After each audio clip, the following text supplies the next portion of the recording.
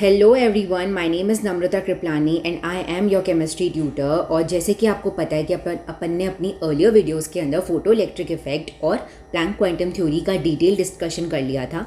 उसके अंदर अब अपन को क्या करना है, इस वीडियो में अपन उसी के रिलेटेड कुछ क्वेश्चन सॉल्व करने वाले हैं।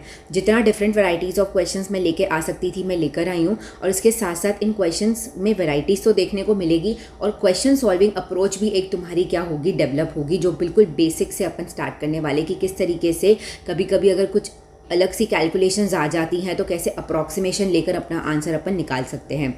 तो चलो अपन सबसे पहला क्वेश्चन अपना सॉल्व करते हैं, जो कि क्या बोल रहा है कि calculate the frequency and the energy of the photon of radiations having wavelength 6000 angstrom. तो अपन को क्या दे रखा है, अपन को जो वेवलेंथ है वो 6000 एंगस्ट्रॉम जो है वो दे रखी है, और हमें क्या बोला है कि तुम्हें फ्रीक्वेंसी को कैलकुलेट करना है और तुम्हें क्या करना है, एनर्जी को भी कैलकुलेट करना है। तो सबसे पहले मैं एंगस्ट्रॉम को किस में कन्वर्ट कर दूंगी, पहले यूनिट कन्वर्जन्स कर लिया करो। एंगस्ट्रॉम को कन्वर्ट करना है मुझे मीटर्स के अंदर, और मैं जानती हूँ कि एक एंगस्ट्रॉम के अंदर कितने मीटर्स होते हैं। एक एंगस्ट्रॉम के अंदर 10⁻⁻10 मीटर्स होते हैं। तो मैं क्या कर दूंगी, यहाँ पर 6000 को 10⁻⁻10 मीटर से -10 से मल्टीप्लाई करूँगी तो ये मेरा वेवलेंथ जो है वो मीटर्स में आ जाएगी। ठीक है, अब मुझे पता है कि C = न्यू इंटू लैम्डा होता है। C की वैल्यू मुझे पता है 3 × 10⁻8 मीटर पर सेकेंड होती है। तो देखो यहाँ पे मैं पुट कर देती हूँ, which is equals to, frequency तो मुझे कैलकुलेट करनी है, इन्होंने बोला हुआ है, और वेवलेंथ जो है वो मैंने अभी कन्वर्ट करी है 6000 × 10⁻10 मीटर्स, और ये मीटर पर सेकेंड में है। तो फ्रीक्वेंसी को कैलकुलेट करने के लिए अपन 3 × 10⁸ मीटर अपॉन, नीचे मैं 6000 ले आऊँगी, इंटू 10⁻10 मीटर अपॉन सेकेंड था, और इसका मीटर जो है वो मैं फिर से इधर लगा रही हूँ। तो देखो मीटर से मीटर कैंसिल हो जाएगा। अब इसको सॉल्व कैसे करना है, अब ये -10 की पावर जब ऊपर जाएगी तो 10⁻+10 में कन्वर्ट हो जाएगी, और जब बेसिस सेम होते हैं और मल्टीप्लिकेशन होता है तो पावर्स ऐड हो जाती हैं। तो 8 + 10 जो है वो क्या हो जाएगा, 10⁻+18 हो जाएगा। तो क्या हो जाएगा, 3 × 10⁻, अब 18 लिखूँगी मैं, और नीचे क्या लिख दूँगी, 6000, और सेकेंड अभी तक नीचे पड़ा हुआ है, ये फ्रीक्वेंसी के बराबर है।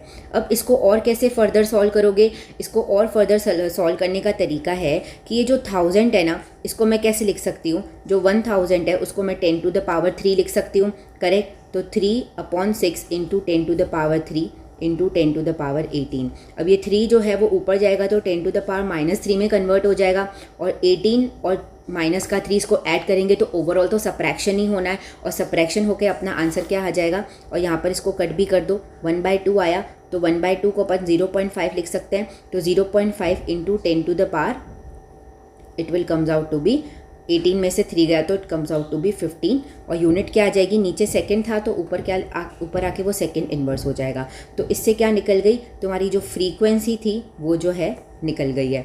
अब फ्रीक्वेंसी के साथ साथ मुझे क्या निकालना है, फ्रीक्वेंसी के साथ अब मुझे एनर्जी भी निकालनी है। तो अगर फ्रीक्वेंसी निकाल दी तो एनर्जी निकालने में क्या दिक्कत है, E = h होता है। h की वैल्यू क्या लिखेंगे, 6.6 × 10⁻34 इंटू फ्रीक्वेंसी अभी तुमने निकाली है 0.5 × 10⁻15। अब इसको सॉल्व कैसे करेंगे, देखो -34 + 15, इसको सॉल्व करो, -34 और 15 को अपन क्या कर देंगे, ऐड कराएं, लेकिन ओवरऑल क्या हो जाएगा, सब्ट्रैक्शन हो जाएगा। तो it will comes out to be 9, that is 19 आ जाएगा। तो 6.6 × 0.5 × 10⁻−19, एनर्जी हमेशा जूल्स में होती है, तो ये याद रखना। फिर अपन को क्या करना है, इन दोनों को सिंपली मल्टीप्लाई कर देना है, 66 × 5, it will comes out to be 5 × 6 = 30 and 33 और 2 डेसिमल्स के पास पॉइंट, जैसे कि 3.3 × 10⁻−19 जूल्स।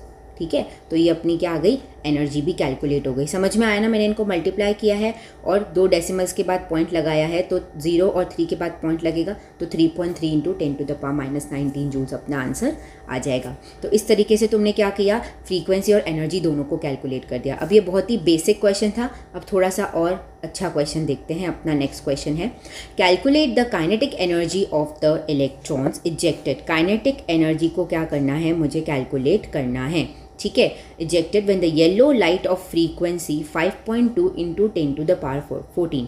अपन को फ्रीक्वेंसी क्या दे रखी है, 5.2 into 10 to the power 14 second inverse, falls on the surface of the potassium metal. Threshold frequency of the potassium is 5 into 10 to the power 14।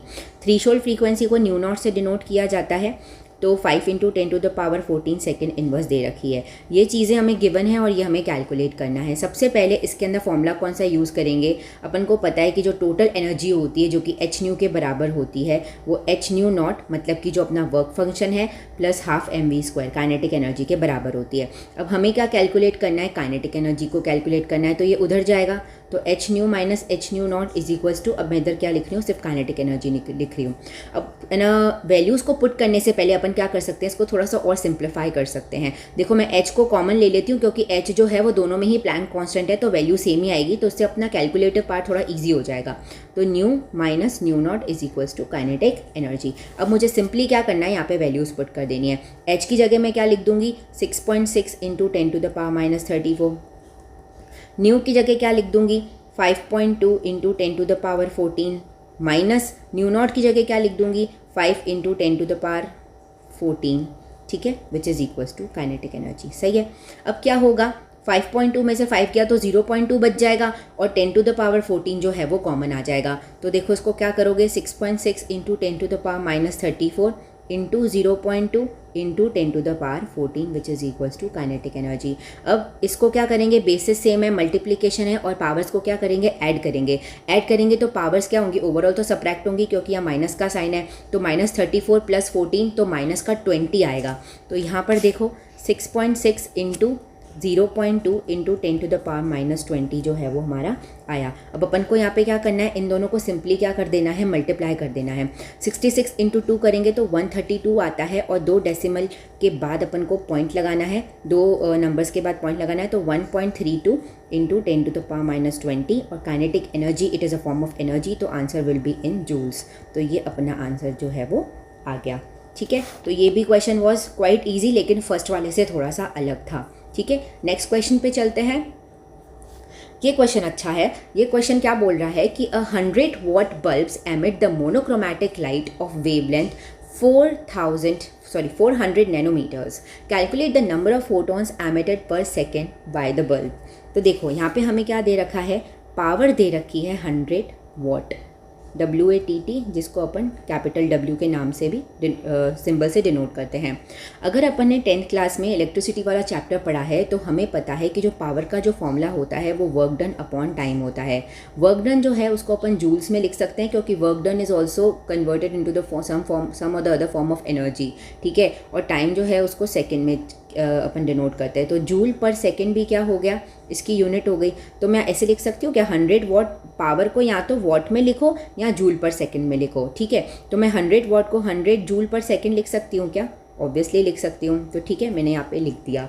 अब नेक्स्ट क्या बोल रहा है, हमें वेवलेंथ दे रखी है। तो वेवलेंथ जो है वापस से कन्वर्जन आ गया है, देखो, लेकिन इस बार नैनोमीटर्स है। तो एक नैनोमीटर्स के अंदर 10 to the power minus 9 metres होते हैं। तो क्या करेंगे, 400 को 10 to the power minus 9 metre, sorry मैंने माइनस 19 लिखा है, into 10 to the power minus 9 से मल्टीप्लाई करेंगे तो ये मेरा मीटर्स में कन्वर्ट हो जाएगा। ठीक है, अब मुझे नंबर ऑफ फोटॉन्स कैलकुलेट करने हैं। तो देखो E is equals to NH nu वाला फॉर्मूला होता है। ठीक है, तो सबसे पहले मैं क्या करूँगी, अपना एनर्जी कैलकुलेट करूँगी। जिस वेवलेंथ की मेरे पास रेडिएशन आ रही है उसके करस्पॉन्डिंग कोई एनर्जी तो होगी ना।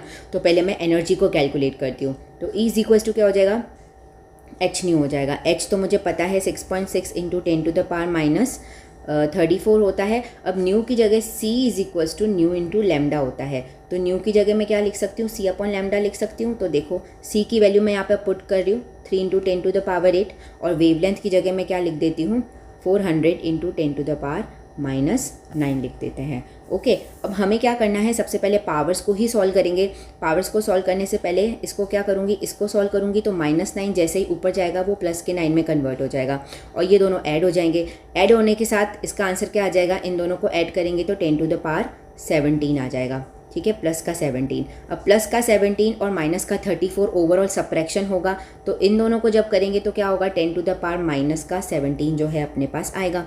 तो अब क्या बन जाएगा, ये 6.6 इंटू 3/400 इंटू 10⁻⁻17 जो है अपने पास निकल के आएगा। अब देखो इसको और कैसे सॉल्व करा जा सकता है। इसको मैंने क्या कर दिया, यहाँ का डेसिमल हटाकर नीचे 0 ले आई, और हमें पता है कि 1000 को अपन 10⁻³ लिख सकते हैं। ठीक है, तो देखो 66 इंटू 3/4 इंटू 10⁻³ इंटू 10⁻⁻17। अब ये 3 ऊपर जाएगा तो वो नेगेटिव में कन्वर्ट हो जाएगा, नेगेटिव में कन्वर्ट हो जाएगा तो इधर -3 लिखेंगे तो ओवरऑल एडिशन होगा लेकिन साइन सब्ट्रैक्शन का आएगा।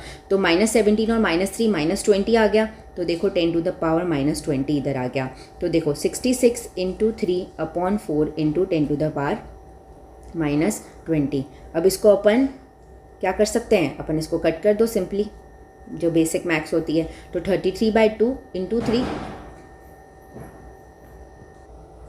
तो यहाँ पे अपने पास आ जाएगा 99/2 इंटू 10⁻⁻20। ठीक है, it comes out to be 99/2 into 10⁻⁻20। तो उसको और फर्दर सॉल्व करोगे तो it will come out to be 49.5 into 10⁻⁻20 अपना आंसर आएगा। लेकिन ये सिर्फ एनर्जी आई है, अपन को क्या करना है, नंबर ऑफ़ फोटॉन्स निकालने हैं। तो नंबर ऑफ़ फोटॉन्स निकालने का क्या तरीका होगा, अब वो सीखो। देखो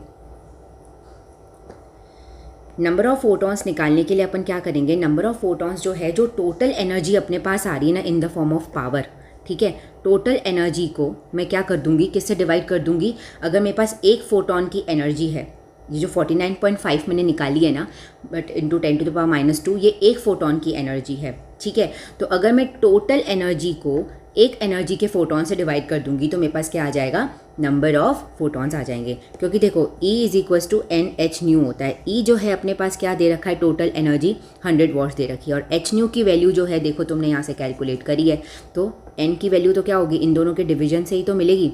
तो 100/49.5 इंटू 10⁻⁻20 अपना जो है ये वैल्यू आएगा। अब इसको कैसे सॉल्व करोगे, देखो इसको सॉल्व करने का एक तरीका है। देखो 49.5 को मैं अप्रॉक्सीमेटली 50 मान सकती हूँ। ठीक है, तो ये क्या हो जाएगा, 100/50 हो सकता है, और 10⁻⁻20 को मैं ऊपर ले जाऊंगी तो वो +20 में कन्वर्ट हो जाएगा। तो 100/50 को डिवाइड करेंगे तो 1/2, तो it approximately comes out to be कितना आ जाएगा, सॉरी इधर 1 आएगा, इधर 2 आएगा, तो अप्रॉक्सीमेटली 2 पॉइंट समथिंग आएगा, क्योंकि अपन ने अप्रॉक्सीमेशन माना है। ठीक है, तो ये अपना आंसर हो जाएगा इंटू 10⁻⁻20। ठीक है, तो इस तरीके से अपन जो है अपना आंसर है निकाल सकते हैं। अब नेक्स्ट क्वेश्चन पे चलते हैं। What is the ratio between the energies of the two radiations, one with the wavelength of 6000 angstroms and other with the 2000 angstrom? देखो भाई यहाँ पर अपन को क्या पूछा है, अपन को रेशियो पूछा है। ठीक है, तो जब रेशियो पूछा होता है ना तो अपन को कन्वर्जन करने की कोई ज़रूरत नहीं होती है। अब अपन को वेवलेंथ दे रखी है, 2 वेवलेंथ दे रखी है, एक है 6000 और एक है 2000। ठीक है, सॉरी, तो अब अपन को पता है E = hν होता है, which is equals to hc/λ होता है। मतलब एनर्जी जो है वो लैम्डा के इन्वर्सली प्रोपोर्शनल हो गई। तो ऐसे लिख सकते हैं E1/E2 is equals to λ2/λ1। Inverse relation हो गया ना। देखो यहाँ पर E1 के नीचे आ रहा है, रेसिप्रोकल में आ रहा है λ1, एंड E2 के रेसिप्रोकल में आ रहा है λ2। ठीक है, तो E1/E2 इज इक्वल्स टू अपना λ2 की वैल्यू क्या है, 2000। तो देखो यहाँ पर ने 2000 लिख दिया, और λ1 की वैल्यू जो है वो क्या है अपने पास 6000 है। ये कट हो गया, तो आंसर क्या आ गया, 1:3 का रेशियो। E1:E2 जो है वो अपने पास 1:3 आया है। ठीक है, तो ये अपना अगला क्वेश्चन हो गया। अब नेक्स्ट क्वेश्चन चलते हैं। Threshold energy for the photo electric effect emission of electrons. ठीक है, हाँ ये वाला क्वेश्चन जो है ये भी काफ़ी ज़्यादा अच्छा है, मतलब अच्छा क्वेश्चन है। Okay, the threshold energy for the photo electric effect emission of the electrons from a metal is इतना। थ्रीशोल्ड एनर्जी दे रखी है। देखो अपन थ्रीशोल्ड फ्रीक्वेंसी को किससे डिनोट करते हैं, ν0 से डिनोट करते हैं। तो थ्रीशोल्ड एनर्जी क्या हो जाएगी, E0 हो जाएगी, which is equals to hν0, which जो बराबर किसके दे रखी है, 3.056 इंटू 10⁻⁻15 जूल्स। ठीक है, if the light of 4000 angstrom wavelength is used will the electron ejected और नॉट। वेवलेंथ कितनी दे रखी है, 4000 एंगस्ट्रॉम दे रखी है। तो सबसे पहले इसको कन्वर्ट ही कर देते हैं, 4000 इंटू 10⁻⁻10 मीटर्स हो गया। ठीक है, अब ये बोल रहे हैं कि अगर इन्होंने जो थ्रीशोल्ड, जो भी एक मेटल है जिसके ऊपर इन्होंने लाइट गिराई है, फॉल करवाई है, तो उसकी जो थ्रीशोल्ड फ्री एनर्जी है ना, जिससे इलेक्ट्रॉन्स बाहर निकलेंगे, वो इतनी है। ठीक है, उस मेटल को अगर इतनी एनर्जी मिलेगी तो वो इलेक्ट्रॉन बाहर निकालेगा। अब हमने क्या करा है कि हमने इतनी वेवलेंथ की लाइट जो है वो यूज़ करी है। तो अब ये पूछ रहे हैं कि अगर तुमने जो वेवलेंथ की लाइट यूज़ करी है उससे क्या इलेक्ट्रॉन्स निकलेंगे कि नहीं निकलेंगे। तो देखो, इसको करने का एक बहुत सिंपल अप्रोच है कि हमें पता है कि अगर थ्रेशोल्ड एनर्जी या उससे ज़्यादा की एनर्जी मैंने दी तो क्या होगा, मेरे जो मेटल्स जो हैं उसमें से इलेक्ट्रॉन्स जो हैं वो बाहर निकलेंगे। तो बेसिकली मुझे क्या करना है, इस वेवलेंथ को यूज़ कर मुझे क्या निकालनी है, मुझे एनर्जी ही निकालनी है। तो E इज इक्वल्स टू क्या होता है, hc/λ होता है। तो 6.6 into 10⁻⁻34 into C is 3 into 10⁻8 upon 4000 into 10⁻−10। अगर इसको सॉल्व करके जो मेरी एनर्जी है वो थ्रेशोल्ड वैल्यू से ज़्यादा आती है तो इलेक्ट्रॉन्स निकलेंगे, या उतनी भी आती है तो इलेक्ट्रॉन्स जस्ट बाहर इजेक्ट हो जाएंगे, है ना। अगर इससे कम होगी तो इलेक्ट्रॉन्स बाहर नहीं निकलेंगे। तो सबसे पहले अपन इसको सॉल्व करते हैं।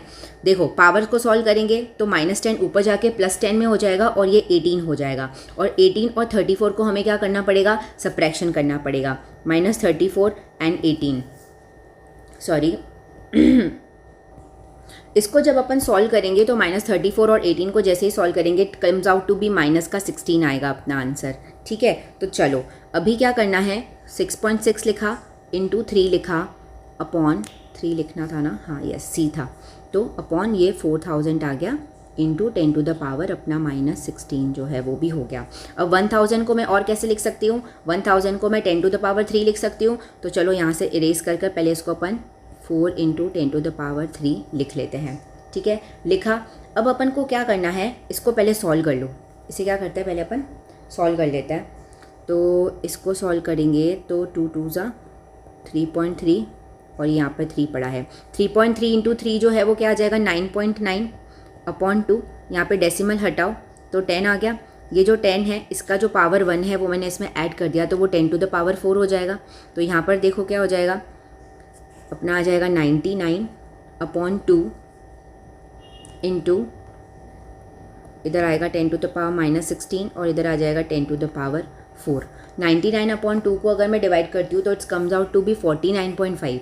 ये क्या आएगा, 49.5 आ जाएगा। सही है। फिर उसका अपन को क्या करना है, अब देखो यहाँ पर क्या है ना कि यहाँ पे जो पावर्स है ना उसको तुम क्या करो, इक्वेट करो, ताकि पावर्स के बेसिस पे तुम्हें कोई कन्फ्यूजन क्रिएट नहीं हो। क्योंकि नंबर्स को देखकर तो हम पता लगा सकते हैं कि कौन सा नंबर ज़्यादा है और कौन सा कम है। ठीक है, तो मैं पहले क्या करूँगी, पावर्स को सेम करूँगी, क्योंकि यहाँ पे अभी -16 है तो इसको -15 करने के लिए मुझे क्या करना पड़ेगा, इसको -15 करने के लिए मुझे यहाँ पे 5 करना पड़ेगा और नीचे एक और 10 लेकर आना पड़ेगा अपॉन में, तभी तो यहाँ पर एक कम हो जाएगा। तो देखो क्या हुआ, यहाँ पे 1 आया तो 4 + 1 क्या हो गया, 5 हो गया। तो 49.5। अब यहाँ पर देखो 49.5 इंटू 10⁻−15 अपॉन नीचे आया 10⁵, क्योंकि मैं नीचे लेकर आई थी, 10⁴ था और 5 हो गया, क्योंकि मैंने एक डेसिमल को रिड्यूस कर दिया ताकि मेरी पावर्स क्या हो जाए, इक्वेट हो जाए। अब क्या होगा, 49.5 मतलब ये कि मुझे यहाँ पे 5 डिजिट्स के बाद डेसिमल लगाना है। तो 5 डिजिट्स के बाद डेसिमल कैसे लगेगा, देखो 49.5 इधर तो था ही डेसिमल, तो यहाँ से 1 2 3 4 5 यहाँ पॉइंट लगाना है। तो वैल्यू क्या बन गई, 0.000495 इंटू 10⁻−15। अब ये वैल्यू इससे तो काफ़ी ज़्यादा कम है। अपने आप अपन ईजिली क्या कर सकते हैं, डिफ्रेंशिएट कर सकते हैं, क्योंकि पावर्स का यहाँ पे अपन को कोई अब क्या है, थॉट प्रोसेस क्रिएट नहीं करना है। 3.056 तो बहुत ज़्यादा वैल्यू है, अपन को तो बहुत कम मिल रही है, 0.1 भी नहीं मिल रही है, 0.00 मिल रहा है।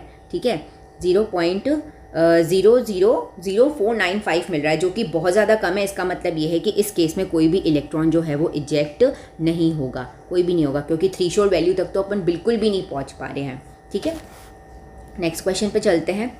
A gas absorbs a photon of 250 nanometer and emits at 2 wavelength if one of the emission is at 500 nanometer, at what place other emission occurs? Okay, देखो भाई इस क्वेश्चन को कैसे करना है। यहाँ पे बोल रहा है कि एक फोटोन जो है ना वो क्या कर रहा है, वो वेवलेंथ को एब्जॉर्ब कर रहा है जो 250 नैनोमीटर्स की है। तो मतलब उसने इतना एब्जॉर्ब किया और उसको स्प्लिट कर दिया, उसने जो लाइट है एब्जॉर्ब करने के बाद उसको दो रेडिएशंस एमिशंस निकाले, तो 2 एमिशंस निकाले, तो उसमें से एक एमिशन की जो वेवलेंथ है वो कितनी है अपनी 500 नैनोमीटर है। तो ये पूछ रहा है कि दूसरे की वेवलेंथ कितनी होगी। तो बेसिकली यहाँ पे मुझे एनर्जी कंजर्वेशन लगाना है कि जो टोटल एनर्जी एब्जॉर्ब हुई वो 2 पार्ट में स्प्लिट हो गई। मुझे पता है जो E है वो h के बराबर होता है, तो ये h1 हो गया प्लस इधर h2 हो गया। ठीक है, अब मुझे क्या करना है, यहाँ पे सिर्फ वेवलेंथ के बेसिस पे मुझे अपना सारा कैलकुलेशन करना है। तो देखो यहाँ h हो गया, h की जगह क्या हो जाएगा c अपॉन लैम्डा, इधर h की जगह c upon lambda 1 plus h की जगह c अपॉन लैम्डा 2 हो गया। एच सी कॉमन थे, कैंसिल हो गया, तो 1 upon lambda is equals to 1 upon lambda 1 plus 1 upon lambda 2, इस तरीके से ही आएगा। अब वेवलेंथ, ये वाली वेवलेंथ क्या है, ये टोटल जो एनर्जी फोटोन ने एब्जॉर्ब करी थी जो कि है 250। तो देखो यहाँ पर लिख दिया 250, सही है। फिर उसने क्या किया, 2 वेवलेंथ्स को क्या कर दिया, एमिट कर दिया, जिसमें से एक जो थी वो क्या आ रही थी 500 नैनोमीटर आ रही थी, तो एक को मैंने क्या कर दिया 500 नैनोमीटर कर दिया। तो ये देखो 500 प्लस लैम्डा 2 की जगह लैम्डा 2 ही रहने दो क्योंकि वो तो अपन को कैलकुलेट करना है। तो अपन कैलकुलेशन वाला पार्ट करते हैं। तो क्या हो जाएगा 1/250 माइनस 500 इज इक्वल्स टू 1/λ2 आ जाएगा। तो एलसीएम तो अपना 500 ही आना है, तो 250 की टेबल में 500 2 टाइम्स आता है, माइनस 500 की टेबल में 500 1 टाइम ही आता है, विच इज़ इक्वल्स टू 1/λ2। तो 1/500 आ गया। ये तो 1/λ2 की वैल्यू है, लेकिन अपन को तो λ2 की वैल्यू निकालनी है, तो λ2 जो है वो क्या हो जाएगा, रेसिप्रोकेट करके 500 नैनोमीटर्स जो है वो आ जाएगा। इस तरीके से ये क्वेश्चन हमें करना था। क्वेश्चन पे चलते हैं जो कि हमारा लास्ट क्वेश्चन भी है, I think yes it is the last question. तो ये क्या बोल रहा है कि the ejection of the photoelectrons from the silver metal in photoelectric effect can be stopped by applying the voltage of 0.35 volt when the radiations of इतना is used, इतना मतलब कि 256.7 nanometre is used. Calculate the work function of the metal. Work function मुझे calculate करना है। Work function होता है W0 which is equals to h0। ये मुझे क्या करना है, इसको मुझे कैलकुलेट करना है। अब ये बोल रहे हैं, इस क्वेश्चन को समझना पड़ेगा कि भाई अगर मुझे फोटो इलेक्ट्रॉन्स के इजेक्शन को सिल्वर मेटल से रोकना है तो मुझे कितना पोटेंशियल अप्लाई करना पड़ेगा, 0.35 वोल्ट जो है वो पोटेंशियल अप्लाई करूँगी तो क्या हो जाएगा, इलेक्ट्रॉन्स इजेक्ट नहीं होंगे। ठीक है, व्हेन द रेडिएशंस ऑफ इतना मतलब 256.7 नैनोमीटर, मतलब वेवलेंथ मुझे दे रखी है 256.7 नैनोमीटर्स, तो इसको मैं क्या कर दूंगी 256.7 into 10 to the power nanometres है, तो -9 से मल्टीप्लाई करना पड़ेगा। अब हो क्या गया है कि यहाँ पर इसको मैं और शॉर्ट कर सकती हूँ ताकि मेरा जो कैलकुलेटिव पार्ट है वो आसान हो जाए। तो मैं क्या करूँगी, डेसिमल को और 2 पॉइंट से शिफ्ट कर दूँगी। क्या कर दूँगी, शिफ्ट कर दूँगी। तो यहाँ पे क्या हो जाएगा 10 to the 2.56 into 10 to the power -7 metres हो जाएगा। ठीक है, यहाँ से वैल्यूज़ कम करेंगे तभी तो यहाँ पे डेसिमल शिफ्ट होंगे।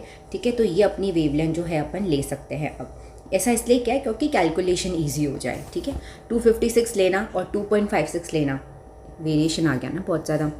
अब नेक्स्ट क्या बोल रहे हैं कि we need to calculate work function. तो देखो हम जानते हैं कि जो h है वो work function plus kinetic energy के बराबर होता है। तो अगर मुझे वर्क फंक्शन को कैलकुलेट करना है तो मुझे क्या करना पड़ेगा, वर्क फंक्शन जो है कैलकुलेट करने के लिए E में से काइनेटिक एनर्जी को क्या करना पड़ेगा, माइनस करना पड़ेगा। ठीक है, अब बात यह है कि ना तो मेरे पास एनर्जी है टोटल और ना मेरे पास काइनेटिक एनर्जी है, तो सबसे पहले तो मुझे इन दोनों चीज़ों को निकालना पड़ेगा। तो एनर्जी को कैसे कैलकुलेट करेंगे, एनर्जी को कैलकुलेट करने का तरीका है, क्योंकि मेरे पास वेवलेंथ दे रखी है तो जो एनर्जी है वो hc/λ के बराबर हो जाएगी। तो वैल्यूज़ बस पुट करनी है 10 to the power -34 into 3 into 10 to the power 8 upon the wavelength is, अपन अपने ईजी किया था अपन ने उसका कैलकुलेटिव पार्ट में, अपन को आसानी देने के लिए अपन ने क्या किया था 2.56 ले लिया था उसको। ठीक है, 2.56 इंटू 10 टू द पावर -7। तो सबसे पहले ऐसे क्वेश्चन को सॉल्व करने के लिए अपन क्या करते हैं, पावर्स को सॉल्व कर देते हैं। पावर्स को सॉल्व करेंगे तो देखो -7 जब ऊपर जाएगा तो वो +7 हो जाएगा और +7 होकर वो +8 के साथ एडिशन करेगा तो 16 हो जाएगा। 16 को -34 से माइनस करेंगे तो क्या होगा, -19 आ जाएगा। ठीक है, तो देखो यहाँ पर 6.6 इंटू 3 अपॉन 2.5 ले सकते हैं इंटू 10 टू द पावर -19 जो है अपना आंसर आएगा। अब अपन इसको और कैसे फर्दर सॉल्व करेंगे, 6.6 को जब अपन इसको अपन डेसिमल को तो कट कर सकते हैं क्योंकि सिंगल डेसिमल के बाद ही, मतलब एक एक वैल्यू के बाद ही पॉइंट है, तो डेसिमल से डेसिमल कैंसिल हो जाएगा। तो 66/25 इंटू 3 हो गया 256, हाँ 25 इंटू 3 हो गया। तो जब अपन इसको इस बेसिक कैलकुलेशन को सॉल्व करेंगे ना, तो अपना आंसर आ जाएगा 7.92। कितना आ जाएगा? 7.92, जो कि 10⁻⁻19 को वापस उतारेंगे तो ये पूरी वैल्यू जो है अपनी एनर्जी की बन जाएगी। E = 7.92 into 10⁻⁻19 joules. ठीक है, यूनिट लगाना नहीं भूलना है, जूल्स आ गया। अब एनर्जी तो आ गई, ये वाली एनर्जी तो आ गई जो अपन ने वेवलेंथ की मदद से निकाल दी। अब अपन को क्या करना है? काइनेटिक एनर्जी निकालनी है। काइनेटिक एनर्जी को निकालने के लिए ना तो मास है ना तो वेलोसिटी है, लेकिन अपन को इन दोनों की ज़रूरत भी नहीं है। क्यों? क्योंकि यहाँ पर क्या बोल रहे हैं कि 0.35 वोल्टेज जो है वो दिया गया है, जिसकी वजह से क्या है, फोटो इलेक्ट्रॉन्स का इजेक्शन जो है वो नहीं हो रहा है। तो बेसिकली ये जो 0.35 वोल्ट है ना, वही क्या है, वही मेरी काइनेटिक एनर्जी है। क्यों? क्योंकि देखो, जब अपन बैटरी लगाते हैं, जब अपन कोई भी सर्किट बनाते हैं, ठीक है, कोई भी सर्किट बनाते हैं, उसके अंदर ये जो बैटरी लगाते हैं, तो जो बैटरी के अंदर केमिकल रिएक्शंस हो रही होती हैं, उसी की वजह से तो क्या होता है, करंट जो है वो प्रोड्यूस होता है। ठीक है, अगर बैटरी की वजह से ही करंट प्रोड्यूस होता है, और करंट कब प्रोड्यूस होता है? जब इलेक्ट्रॉन्स मूव करते हैं। तो इलेक्ट्रॉन्स की मूवमेंट के लिए क्या चाहिए होती है? Kinetic energy. तो वो काइनेटिक एनर्जी कौन दे रहा है? बैटरी तो दे रही है। तो 0.35 वोल्ट जो है वो बेसिकली हमें क्या दे रखी है यहाँ पर? काइनेटिक एनर्जी ही दे रखी है। ठीक है, तो kinetic energy will come out to be 0.35 volt. अब बात ये हो गई है कि एनर्जी जो है वो तो जूल्स में है, और जो हमारा काइनेटिक एनर्जी है वो है वोल्ट्स में दे रखी है। तो हम क्या करेंगे, इस जूल एनर्जी को भी, जो जूल्स में दी हुई है ना एनर्जी, इसको भी मैं किस में कन्वर्ट कर दूंगी? इसको मैं इलेक्ट्रॉन वोल्ट्स में कन्वर्ट कर दूंगी। तो इसको इलेक्ट्रॉन वोल्ट्स में कन्वर्ट करने के लिए मुझे 7.92 इंटू 10⁻⁻19 को डिवाइड करना पड़ेगा 1.6 इंटू 10⁻⁻19 से। देखो, मुझे वोल्ट में इसको कन्वर्ट करना है। ठीक है, इलेक्ट्रॉन वोल्ट, तो इलेक्ट्रॉन के ऊपर चार्ज कितना होता है? 1.6 इंटू 10⁻⁻19। तो ये देखो, ये जो चार्ज की वैल्यू थी वो नीचे आ गई, तो ये जो आंसर आएगा किस में आएगा? वोल्टेज में ही आएगा ना। तो 1.6 इंटू 10⁻⁻19 अपन ने लिख दिया। तो ये तो कैंसिल हो गया, और जब इन दोनों को अपन डिवाइड करेंगे, तो डिवाइड करने के बाद अपना आंसर आएगा 4.95। ठीक है, ये बेसिक डिविजन है इसलिए नहीं बता रही, 4.95 है। ठीक है, तो अब अपन को क्या करना है? 4.95 को माइनस करना है 0.35 से। तो जब अपन इसको सबट्रैक्ट करेंगे तो अपना जो आंसर है वो 4.6 आ जाएगा। 4.6 वोल्ट जो है हमारा आंसर आ जाएगा, जो कि क्या है? बेसिकली वर्क फंक्शन ही है, जो कि हमारा वर्क फंक्शन ही है। तो इस तरीके से अपन ने क्या किए, अलग अलग तरीके के क्वेश्चंस को सॉल्व करना सीखा, अप्रोच डेवलप करी है। ठीक है, फोटो इलेक्ट्रिक इफेक्ट और प्लैंक्स क्वांटम थ्योरी के बेसिस पे। आई होप तुम्हें ये चीज़ समझ में आ गई होगी, एंड कुछ भी डाउट हो तो let me know in the comment section, and thank you so much for watching.